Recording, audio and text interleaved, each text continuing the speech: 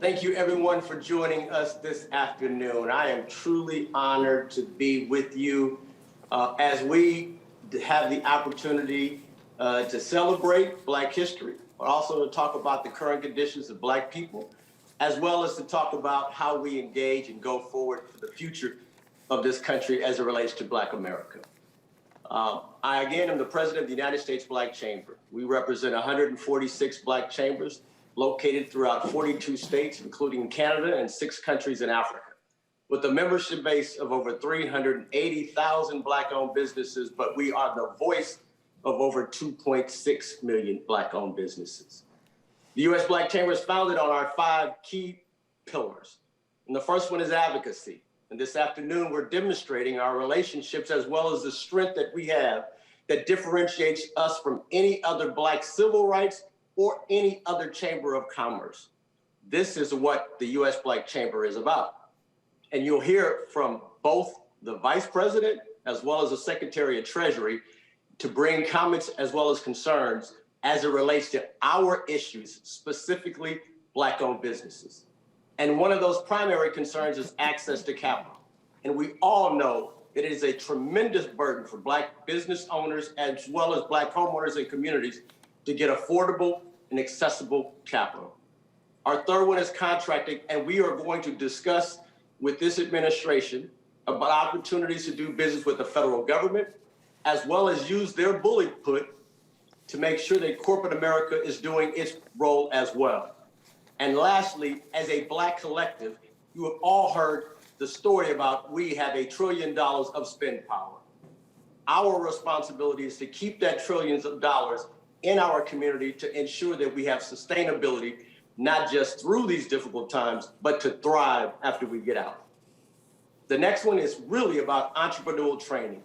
And as chamber leaders and business owners across the country, I was really surprised when we heard that 68% of Black businesses failed during the COVID period of time because they did not look for expert advice. We as chamber leaders and business leaders across the country have those relationships, have the acumen and skill, and we will make sure that we develop those businesses across the country. And then last is chamber development. And I'm happy to have over 140 chambers join us this afternoon to talk about the new American Recovery Plan. It is really the details, and always the details, as well as the implementation of programs like this. It is our opportunity today to talk about how this can be succinct as well as intentional for Black-owned businesses, Black communities, and most importantly, Black families. This piece of legislation has been rolled out. The great thing about Black chambers is that we are located in both Republican as well as Democratic states, but we carry the voice of our constituents, our members, and the voters in those communities. And so I am happy to have you here to discuss the new American Recovery Plan. And I'm also happy to have 4 of my chamber leaders here to provide great questions and give insight to some of the concerns that they see locally as well as around the country. So without further ado, I'd like to first introduce the new Secretary of Treasury, the first female, as well as our good friend, Dr. Secretary Janet Yellen. Thank you. Thank you, Ron, and thank you all for joining us. I know the members of the Black Chambers of Commerce have been very engaged in helping us respond to this economic crisis, and I'm looking forward to our conversation. I've been an economist for a long time, and one of the areas where I've focused my attention is on racial disparities in economic outcomes. It was probably because I started studying economics during the Civil Rights Movement. I took my first course around 1963. I was a freshman in college. And if you looked at the economic data back then, the average Black family possessed roughly 15% of the wealth of the average white family. That's more than a 6-to-1 difference, and it's stark. But perhaps it isn't surprising. Jim Crow laws were still in effect in many places. What is surprising, though, is that it is now more than a half a century later, and that 6-to-1 number has barely budged. Today, African Americans remain unemployed at roughly twice the rate of white Americans. And that number hasn't really changed in 50 years either. It's as close to a constant as you come in economic data. Indeed, if you somehow transported my freshman economics professor to 2021 and you only showed him the employment and wealth numbers, he would have had a hard time guessing that the country has passed the Civil Rights Act, or that we're elected our first Black president, or our first Black vice president. Instead, he might actually notice signs that the country had headed in the opposite direction, especially after 2008. During the last recession, the highest white unemployment rate ever reached was 9.2%. But Black unemployment was trapped above 10% for 5 years, and it peaked earlier, reaching almost 17%, and recovered slower than unemployment for almost any other group. And that is what economic crises do. They hit people of color harder and longer. They push our country away from our values toward more inequality. And I'm worried that the current crisis will do this again. In fact, I know it will, unless we act. During the early days of the pandemic, African Americans were the first to lose their small businesses. They were the first to lose their jobs. And we've seen early data that suggests Black workers will be the last rehired when the economy opens back up. That's why the American Rescue Plan is badly needed, to make sure that this pandemic isn't another generational setback for racial equality. And better yet, to finally start building an economy that works for everyone. I know this is a goal the Vice President cares deeply about, too. In fact, it was the first thing she asked me to work on with her. When she swore me in as secretary, we spoke, and she asked me about providing more capital to community development financial institutions and minority depository institutions. These CDFIs and MDIs are so important because they serve communities that the wider financial system traditionally hasn't served well, especially communities of color. They give loans to people to buy homes and start businesses. Madam Vice President, I am very glad to be working with you on these issues and to be here with you today. And let me turn things over to you. Thank you, Secretary Yellen. And greetings to everyone. I'm looking on this big screen at all of you. I see so many friends, and I see a screen full of national leaders. And so I want to thank you all for the time that you are giving to this conversation. Ron Busby, I thank you for bringing us together, my Oakland brother. But I just want to thank everyone. And let me just say, the Secretary mentioned the conversation that she and I had when I swore her in. But we had a conversation before that, Madam Secretary, and it was during the time, it was before she was actually nominated and the process was in place, and we had a conversation about how she was thinking of the job. And she's the one who brought up racial disparities with me. And so I can tell you that we are very fortunate with all that she brings to this position in terms of her experience, her expertise, her knowledge, her so profoundly respected knowledge around how our economy works and how we can make it work. We're very fortunate to have you serve as the Secretary, and we thank you for this commitment that you have made to our country. So thank you all. And this is a conversation we are going to be having a lot. Yes, this is February. It is Black History Month, but I think as we all are concerned, Black History Month is every month. And so this conversation is not only for today, it is part of an ongoing conversation we intend to have with you as the leaders that you are. And, you know, frankly, when I think about who you are and your members in terms of the chambers, who they are, We're talking, yes, about business leaders, but what we also know is that those business leaders are often also community leaders, civic leaders, and opinion leaders. And so the role of responsibility is transcendent in terms of the impact it has on the community. The role and the responsibility includes being part of the fabric of the community, contributing to the culture of the community, contributing to the growth and the pride of the community in which you work and where you are established.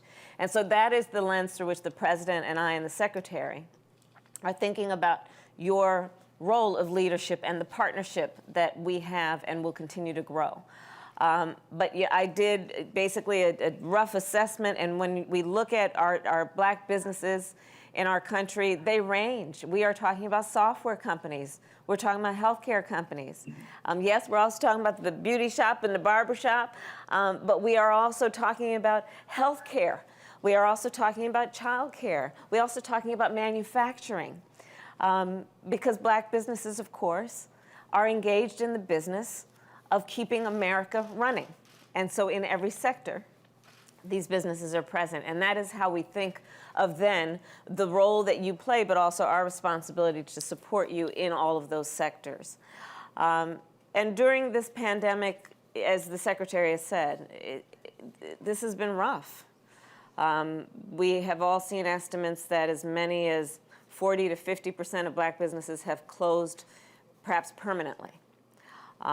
Nationally, we know small businesses, of which the majority of black businesses are, employ 50% of America's workforce, either because that worker is a small business owner or works for a small business. So when we're talking about the impact on the overall economy and country, it's profound. And our research also has shown that in the pandemic, and this is something that is a lived experience for many of you and your members, the PPP program was not accessible to so many of our black-owned businesses.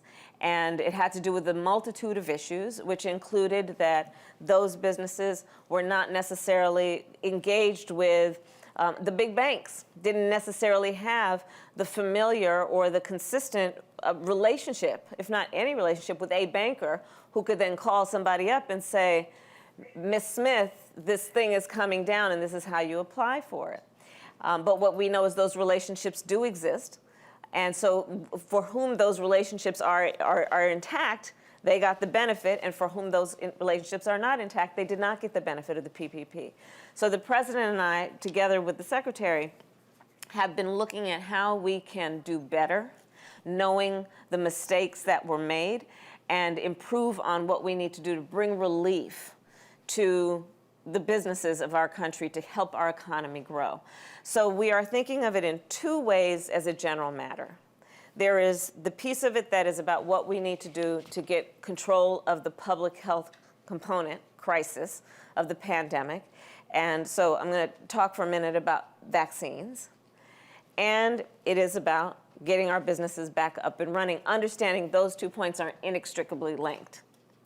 That one of the reasons we got into the catastrophe, the most recent catastrophe, I'm going to put aside pre-existing issues, but the most recent catastrophe around our black businesses is because also we need to get control of the pandemic. So on the subject of the pandemic, we have crafted, and the president has proposed the American Rescue Plan. And a large part of that plan is focused on vaccinations. And so, for example, we are putting in $400 billion to have a vaccine distribution plan that is going to include, for example, in Oakland, California, at Oakland Coliseum, and in Los Angeles, California, at the Cal State LA, the first federally supported, along with the state, vaccine distribution center. We're very excited about that. That's going to be up and running, we believe, by February 15th. And this is the first time that the federal government has come in, sadly, since the pandemic started, to support states to do the vaccine distribution piece. But that's going to be up and running. So part of what we're going to ask is for your assistance and support for that component, not only of the American Rescue Plan, but what we need to do to actually make it work, meaning getting folks to go and get vaccinated. Because it's good to have a vaccine, but if folks don't get vaccinated, it won't save the lives we intend to save. We also have a part that is basically about bringing the economy back to full employment. And doing that in a way that we understand that black workers see the biggest wage gains when the economy is at full employment. So the way we're going to do that is, yes, by the vaccinations, but also we need to open schools and reopen them safely. So that is part of our American Rescue Plan. Also, we made a commitment for $2,000 of relief to families. There was a down payment on that in the previous bill of $600, and we intend, with this next bill, the American Rescue Plan, to have $1,400 checks going out to those folks who are most in need by way of relief, to help them get through this moment of crisis so that at the end of it, they can get back up and recover in the way that we intend.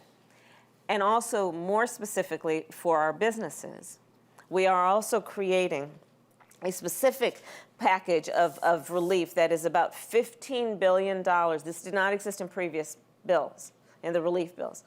$15 billion going to grant programs, not loans, grants, targeted at our smallest businesses, of which the majority of black businesses are, and targeted at our black and brown and minority-owned businesses. So this is some of the work we are doing, in addition to, as the Secretary said, what we are doing around the CDFIs, the Community Development Financial Institutions. And as a point of personal pride, that was one of the last things I worked on when I was in the Senate, together with Senator Cory Booker, Senator Mark Warner, and others. And the idea is basically to put more capital, to infuse more resources into our community banks, knowing that those are the ones that have the relationships with our businesses and are best equipped to support them, not only by way of grants and loans, but also by way of helping them grow their businesses, helping and surrounding them with the infrastructure of skills and resources they need to sustain a business.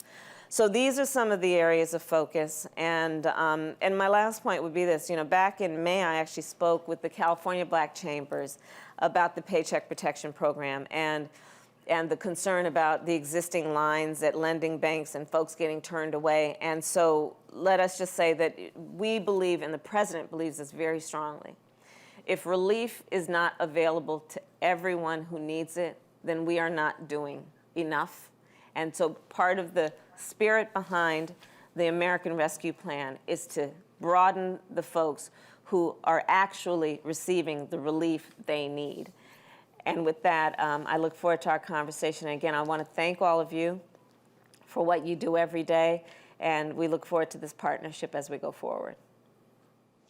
Thank you, Madam Vice President. And being from Oakland, it is wonderful to be able to carry that message. Our Chamber of the Year last year was actually the Oakland African American Chamber of Commerce.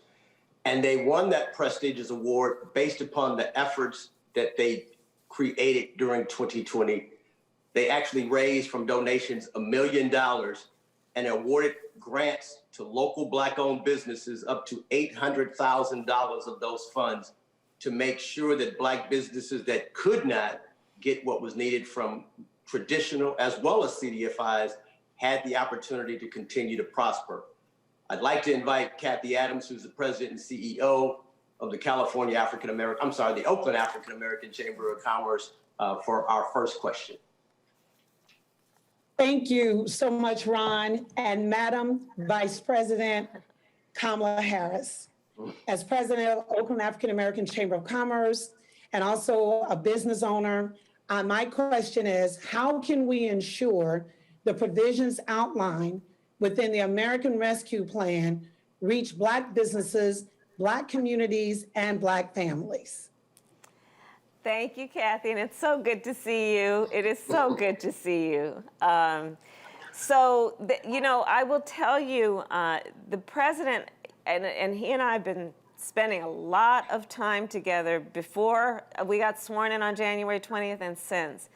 And I will tell you, he has such a deep commitment to equity, Really, he brings it up all the time. He challenges the team to make sure that we are keeping in mind that, you know, there's a big difference between equality and equity, right? Which is that, you know, well, everyone can get an equal amount, but if you don't start out in the same place, you don't end up in the same place.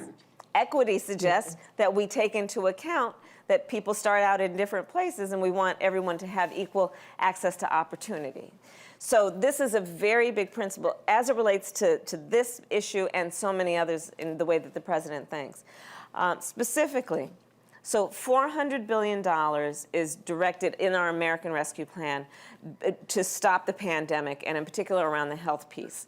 And so again, I'll say that the piece that's about the vaccination centers and the federal vaccination centers is a very big deal.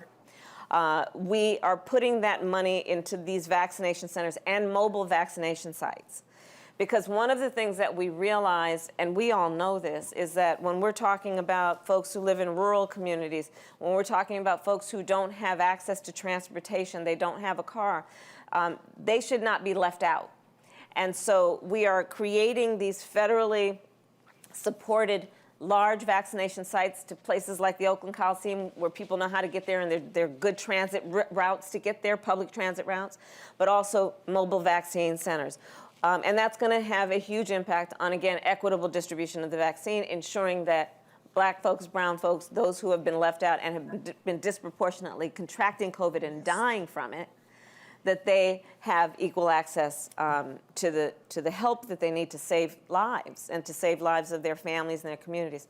We're also investing over $1 trillion of the American Rescue Plan in families. And so that's going to be about what I said, the commitment was the $2,000, the $600 already happened, the $1,400 checks. It's also about an extension of unemployment insurance so that we're going to extend the additional $400 a month. And here's the thing that you probably know. Between November and December of 2020, so just a couple months ago, 82,000 Black workers lost their jobs. 82,000. Part of the assistance for families is going to be about an extension of the moratoriums on evictions, right? And what we know is that almost 10% of Black renters in the United States said they would be evicted in March. So this is a huge piece of it because, of course, if we're talking about business owners or the customers of those businesses and in those communities, the first order of business is people need to have a roof over their head if they're going to be able to be productive at all. So this is a big piece. Money is going for the schools to reopen. And the money is looking at a number of issues to reopen schools safely. And that includes making sure that there's the personal protective equipment that is available for the teachers, for the staff, the folks who work in the cafeteria, the school bus drivers, everybody, right? It's also about making sure that we have the resources in our public schools around plexiglass and those things that are needed in the infrastructure, the physical infrastructure of the school to ensure that the students and the teachers and all staff are safe. And then we are also extending the IETC, the Child Tax Credit. And that's something that I'm really excited about. And that, Kathy, when we get that part of this passed in our bill, will lift up half of America's children who are in poverty. This child tax credit, half, can you imagine? Half of the children who live in poverty right now will be lifted out of poverty by this one piece. It's so important, and as you can imagine. And then the $15 billion in grants as opposed to loans for small businesses. So those are some of the things that we'll do. Maybe I could. And please, Secretary Yellen. I just want to follow up by emphasizing that it is foremost in our thinking. We recognize this economic crisis. It's affected America, but it hasn't affected all communities equally. And both the health impacts and the economic impacts have been disproportionately large for the Black community. And there are longstanding inequities that existed in our society before the pandemic, but this pandemic has just compounded all the problems that existed. So the American Rescue Plan that the Vice President described it was really designed with that in mind, that yes, it's providing support to all Americans who are suffering economically or health-wise because of the crisis, but it will ensure that the communities that have really borne the brunt, the greatest pain, are going to get the relief that they need.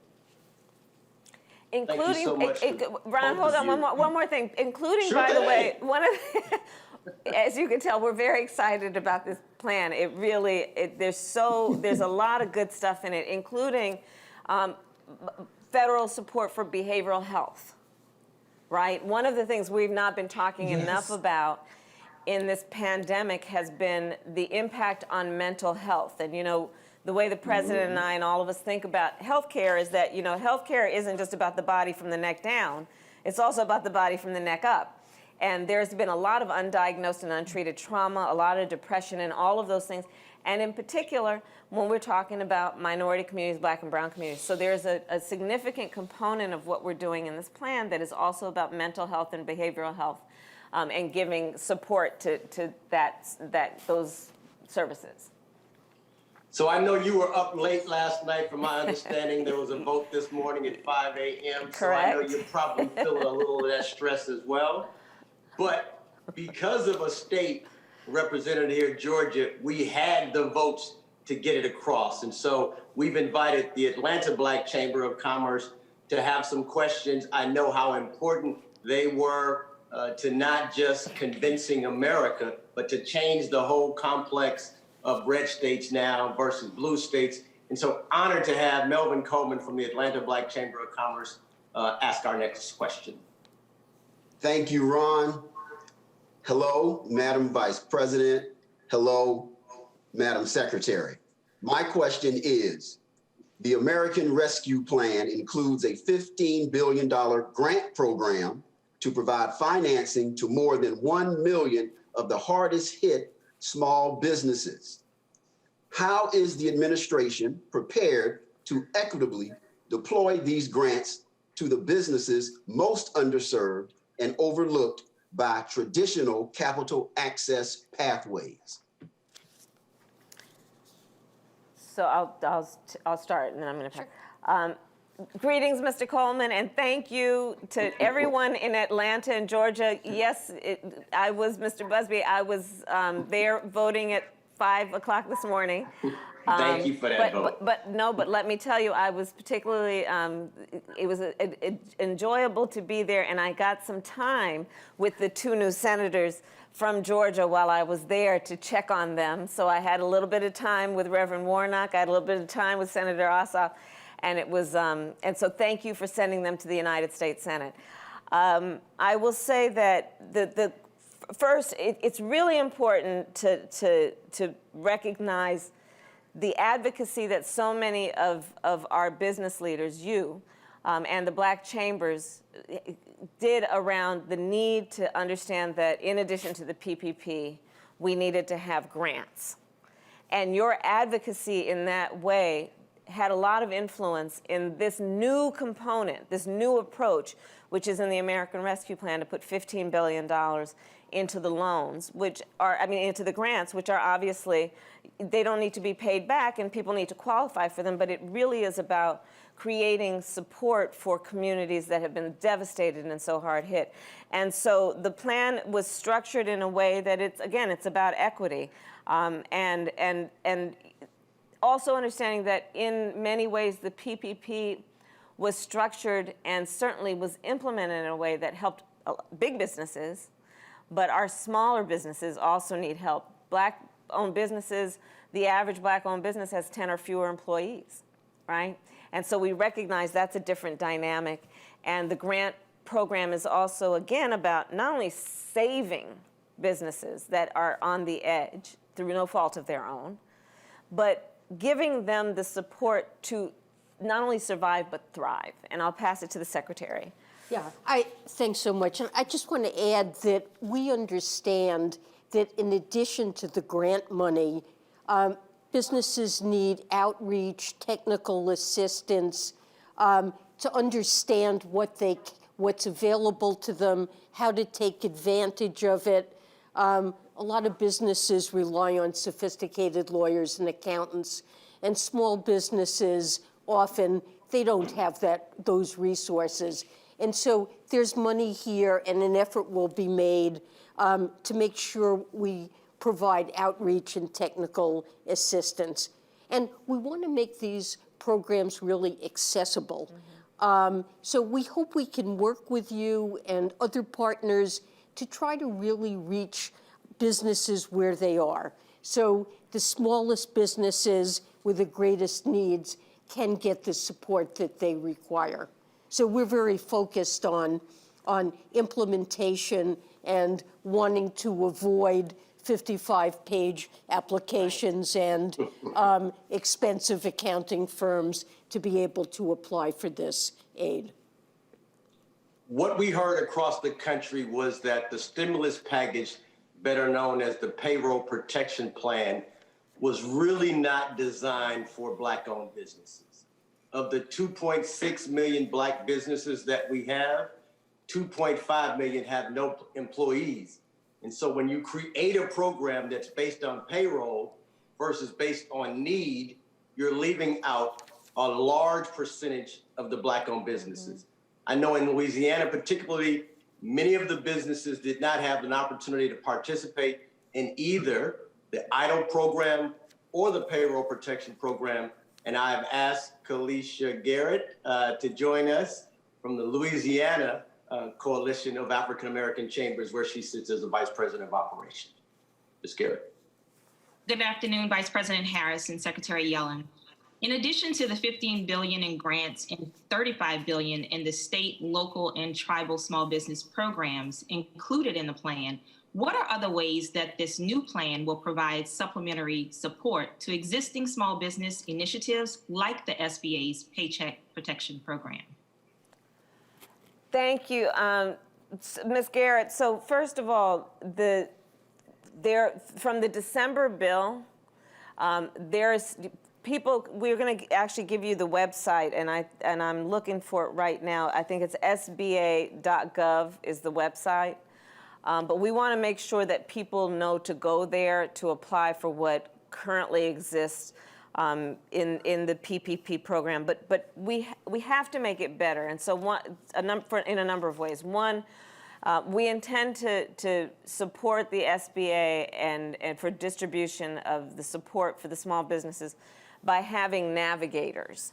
So that's one of the things that did not exist before, right? And having navigators who help our small businesses. So as the Secretary said, they don't have to fill out 50-page, reports that don't apply to their business model. I'll never forget, we got a small business in California reached out to my office at the beginning of the pandemic, and she said, look, they want me to fill out this form, and they want me to tell them about she has a salon. She said, they want me to give them all the names of my vendors. She said, well, I go to the beauty supply store to get all my stuff.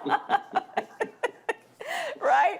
And so we need to understand who the businesses are and their business model, and then make it accessible to them, because they are no less a small business owner than anybody else, right? And so that's where the navigator comes into play. And then also helping the SBA with what they need to do more to provide technical assistance to our small businesses, and not only technical assistance to help people take the benefit of these relief plans, but technical assistance, because now, in the midst of this crisis, one of the opportunities we have seen and small businesses have seen is how they can adopt technology to talk with their clients and to move their products, right?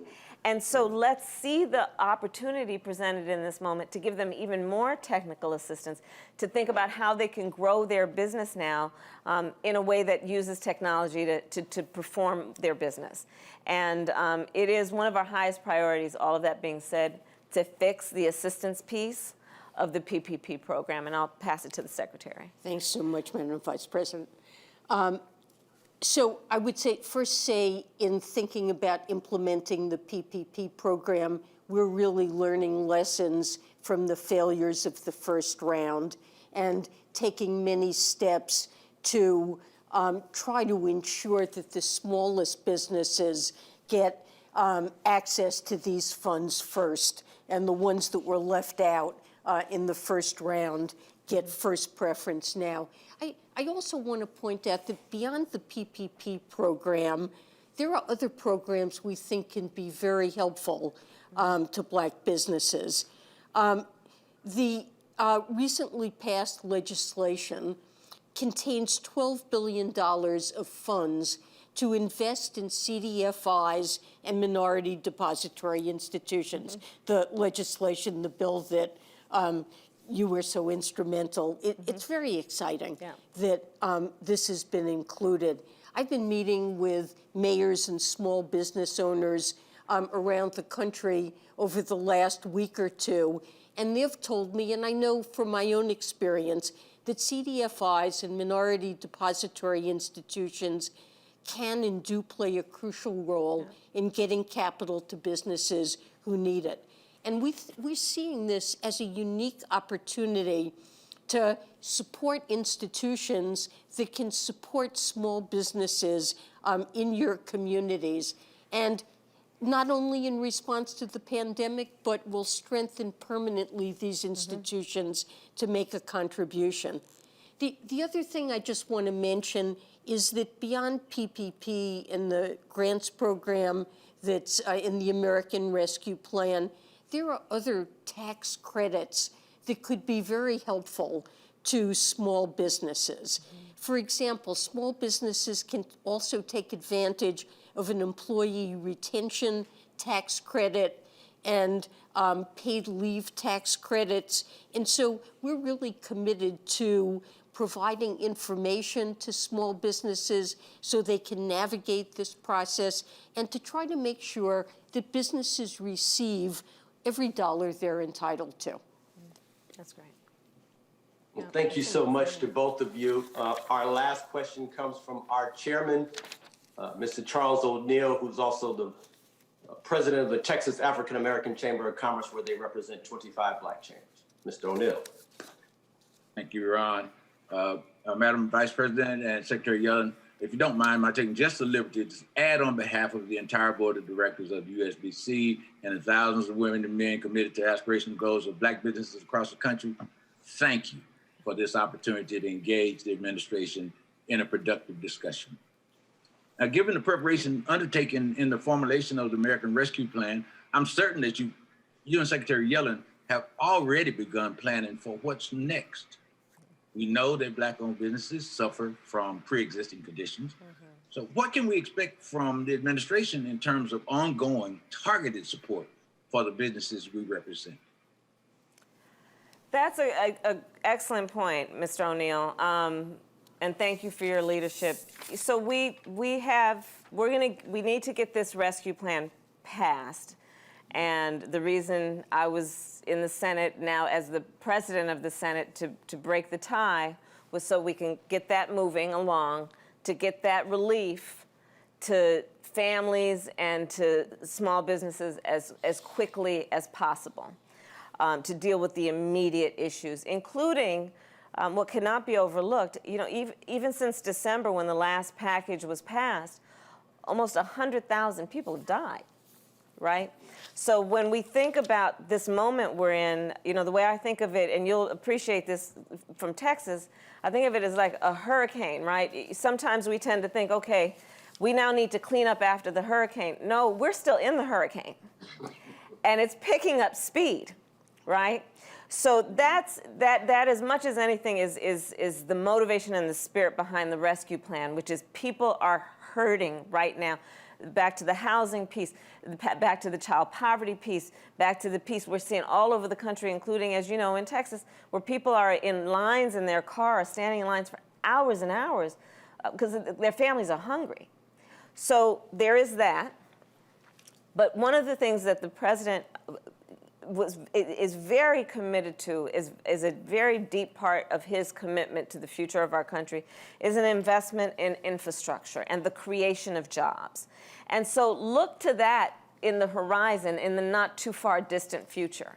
right? And how does that relate to small businesses? Well, in so many ways. I mean, again, understanding that let's not engage in any kind of myths about who black businesses are. Black businesses are every business, right?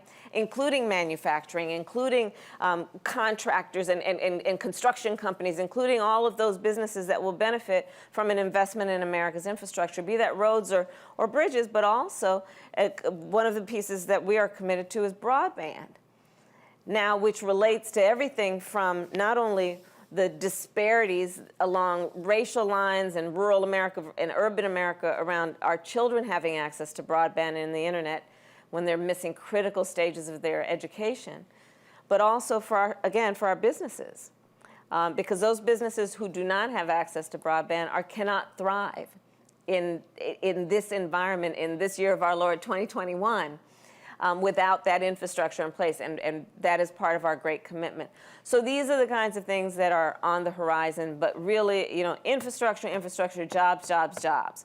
And in that way, our businesses will benefit, I think, in a very significant way. And Madam Secretary, if you want to add anything. Thanks so much. I would just add that in addition to the direct support that we hope to provide to small business, and I have already emphasized implementation of the programs, some of which rest with Treasury, that we're very focused on implementing them in a way these programs are accessible and there's technical assistance and outreach. But beyond that, it's important that you see the larger parts, some of the larger parts of the American Rescue Plan as also helping small businesses in local communities, because the direct payments, the larger child tax credit to households, the assistance for unemployed workers, and the package, importantly, includes money that will help state and local governments that are just strapped for funds make sure that they can keep teachers, firefighters, policemen, first responders on the job. All of these things really also work to benefit small businesses and local communities, keeping people on the job and making sure that members of the community have money to spend to support local businesses. And I'd also like to second the points that the Vice President made about what's coming after this. So we need to get through some dark months here and deal with the pandemic, get the economy on track. But we've had long-standing inequities in our society. And President Biden and Vice President Harris have promised to build back better. Yeah. And we really look forward to putting in front of the American people a recovery package, a jobs package, a package that's going to be focused on investing in our communities, investing in people, investing in America, and addressing really long-standing inequities that we've faced in this country. Thank you. Thank you so much, Madam Vice President, as well as Madam Secretary. This has truly been an honor to discuss the American Recovery Plan. I thank all of the members of the U.S. Black Chamber. I thank our leaders, as well as the press, for joining us this afternoon. Ron? I want to give a special thank you. Oh, yes. Before, it looks like you're closing out, but I have one more thing. Sure, it's your show. Yes. Vaccines. Yes. Help us get the word out. I'm going to just end where we started about you are opinion leaders, you are civic leaders, you are community leaders. Our communities are dying at disproportionately high rates. And we've got to, I got my second vaccine just last week. We've got to remind people that the vaccines are safe, that they will save lives. We've got to remind folks. There's a black woman, a doctor, who helped create the vaccine that is now being used. And so I urge you to please get the vaccine when it's your turn, but also to encourage your members, their employees, to get vaccinated. That's the way if we're going to build back up our economy. We got to get control of this. And we really want to make sure that people know they have within their power the ability to save their lives, the lives of their family members, their community, but they got to get vaccinated. So, like I said, in California, but throughout the country, we're opening up these federal large vaccination sites. We will follow up by getting each of you information about how you can let the folks on your list know where they can find information about where they can get vaccinated. But please help us with that. We need your help. Our community and our nation needs your help with that in addition to everything else you do. And with that, again, thank you. And please, if you want to close us out. No, thank you. What I have heard this afternoon is a few things, and I took a couple notes. The first one is intentionality. The conversation that we have had today is strictly for our communities, our businesses, and we thank you for understanding and hearing our concerns as it relates to Black-owned communities. The second one is accountability. And we are saying we want to be held accountable for our role in this American Recovery Plan, as well as making sure that there is transparency so that we can hold this new administration accountable as well. We thank you for being so engaged so early in your administration, especially during this month of Black History, because again, this is not just about our history, but really about our future. And to my chamber leaders, you've all heard me say this. In order for there to be a great America, there must be a great Black America. And in order for there to be a great Black America, there must be great Black businesses. And in order for there to be great Black businesses, we need great Black chambers. Thank you to all of you for joining us this afternoon. You can find out more information at thewhitehouse.gov, the U.S. Black Chambers online information. Make sure your members are onboarding at buyblack.us so that we can find you, so that we can support you, and we can continue to grow our communities. Thank you guys so much. Let's continue to move the conversation forward. Stay Black and have a great Black History Month. Thank you so much. Thank you, Vince, again, for allowing us this opportunity.